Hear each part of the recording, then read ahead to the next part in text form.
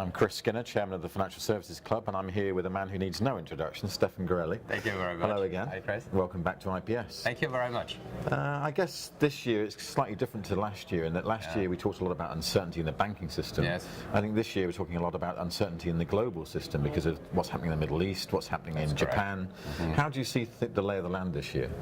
I think indeed we have had a crisis which was started with finance, and we moved into an economic crisis, and we moved of course into a social crisis last year, and now this year it was a monetary crisis. I thought it was a fourth act, but actually now we start to see something more with what's happening of course in Japan and what's happening in terms of destabilization with Libya. All this is going to have an impact on the markets. I feel that we are going to spend the years playing and discussing the monetary issues more than anything else, and I feel that we are going to be in a situation where we are going to see a lot of things happening in the emerging markets. I think that the power is shifting towards the emerging markets, especially in terms of monetary issues. They have now something like $6,200 billion in foreign currency reserves. This is a lot of money, and the key issue is where will this money land, and I think this will define the kind of environment in which we are going to operate. I guess where I struggle is that we had this wonderful brick economy thing in the 2000s from Goldman Sachs. Then we talked about MIC, which is Mexico, Indonesia, Chile, and yet now with all these strains on the system, I don't really know where I should be looking for my next phase of growth. Where are the tiger economies?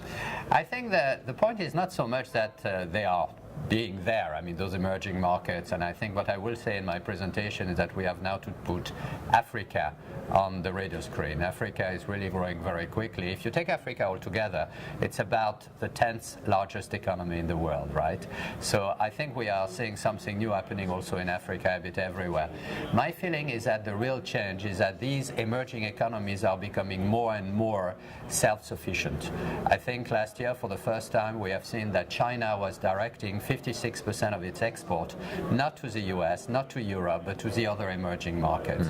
So if we are looking at those markets, we see that not only they have size, they have of course money, but now they have brands, new brands, technology, and I think they are going up the value chain with more and more educated people, more skills, and my feeling is that there is a feeling of self-sufficiency. I mean, you know, actually we don't need so much Europe and the US.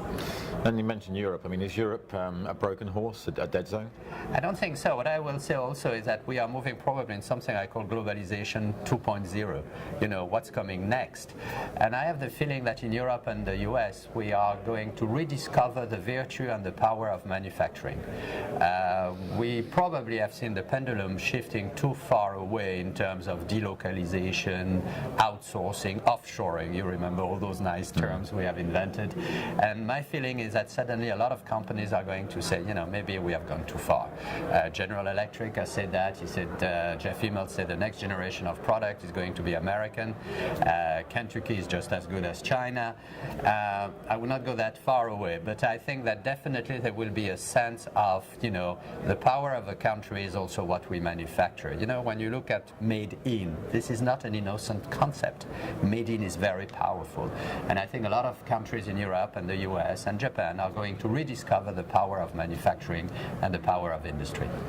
I guess the final question, Stephane, is looking out over the next decade. Yes. Where are the major financial centres going to be, and are the banks still going to be the traditional American, European banks that lead the way, or do you think there will be a power shift? I think there will be two really main revolutions. The first one is geographical, no doubt. A lot of the money is elsewhere.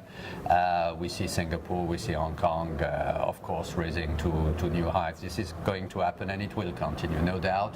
I think Brazil will be back into the picture also because Brazil is going to be a huge producer of oil. If you take the 10 largest oil discovery in the past 10 years, 7 were in Brazil. I mean, it's a big number. So I have the feeling that we are going to see those geographical shifts taking place. I think also there will be a paradigm shift in the way we are going to invest money.